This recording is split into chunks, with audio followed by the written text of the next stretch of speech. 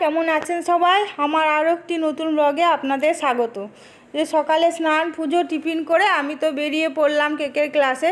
আর এদিকে মেয়েকে বললাম আজকে তো নিরামিষ, বৃহস্পতিবার, তো যতগুলো পারিস তুই করবি, বাকিগুলো আমি এসে করে নেবো। তো মেয়ে সব রান্নাগুলোই করে নিয়েছিল, আমি খালি পোস্তটা ভেজেছিলাম আর ডালটা করেছিলাম, বাস বাকি সব ও করেছিল। এদিকে বিকেলে বান্ধবী বলল যে সামনেই হরিনাম সংকীর্তন হচ্ছে আপনার, তো বললো যাবি শুনতে? আমি বলি চল। আর অনেক দিন এমনিতেও কোথাও যাওয়া হয়নি, আর রথের মেলাতেও তো এবার যেতে পারিনি, আপনাদেরকে বলছিলাম না আমার ছোটো মেয়ের পরীক্ষা শুরু হয়েছে, তার জন্য আমিও যেতে পারিনি বলে আমিও যাইনি। তো এখন ওর দিদিভাই তো ঘরে আছে, ওকে দেখাবে একটু। আর আমি বললাম বান্ধবীকে চল তাহলে আমি ঘুরে আসি। আর ওর বাবাও বিকেলের দিকে ঘরেই থাকে। এই যে দেখুন ফুলের গাছটা কত সুন্দর লাগছে। আর এটি মহাদেবের মন্দির, রাস্তার যেতে যেতে রাস্তার পাশেই আর কি পড়ে। এই যে আপনাদেরকেও দেখালাম, দর্শন মানে দেখুন।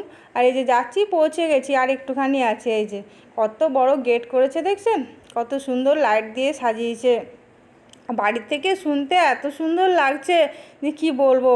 তো সেই জন্যে আর কি আমি আর বলি যাই দর্শন করে আসি। এমনিতে তো ধরুন আমরা তো সব সময় হরিনাম সংকীর্তন মুখে গাইতে পারি না, বা হরিনাম সংকীর্তন যেতেও পারি না আর কি দেখতে।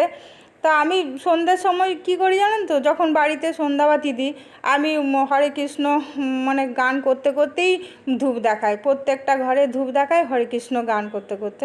এটা আমার আপনার অভ্যাস হয়ে গেছে, যখনই সন্ধ্যা দিই আমি হরে কৃষ্ণ গান করতে করতে।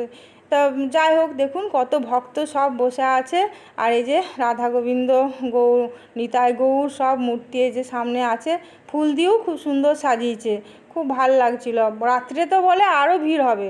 হ্যাঁ, এই যে সব এই যে আমাদের রাধা গোবিন্দ। তো সামনেটায় দাঁড়িয়ে আমি ভিডিও করতে পারছি না, কারণ সবাই দেখছে তো, তা একটুখানি করলাম আপনাদেরকে দেখাবো বলে। আপনারাও দর্শন করুন। এই যে রাধা মাধব কত সুন্দর লাগছে দেখছেন, আর উপরে কি সুন্দর ফুল দিয়ে সাজিয়েছে, খুব ভালো লাগছিল। আবার তিলকও মাথায় পরিয়ে দিচ্ছে। এই যে আমার বান্ধবী আমি দুজনেই তিলক পরেছি। আর এটা একটি মা শীতলা মায়ের মন্দির আর কি। এই মন্দিরের সামনেই বড় করে প্যান্ডেল করে এই হরিনাম সংকীর্তন হচ্ছে। আর সব কীর্তনিয়ারা এই যে গাইছে, আর এই যে ঘুরে ঘুরে গাইছে, কি ভালো লাগছে। আর গলাগুলিও খুব সুন্দর, মনে হচ্ছে সারা রাত বসে বসে শুনি। বাড়ি তো আসতে ইচ্ছেই করছিল না। তা কী করবো বলুন, আসতে তো হবে, ছোটো মেয়ের আবার পরীক্ষা চলছে না, সকালে আবার স্কুল আছে। হ্যাঁ, আবার রুটিটা ভাবছি আসান যেতে যেতে মানে যদি পেয়ে যাই তাহলে কিনে নেবো আর কি।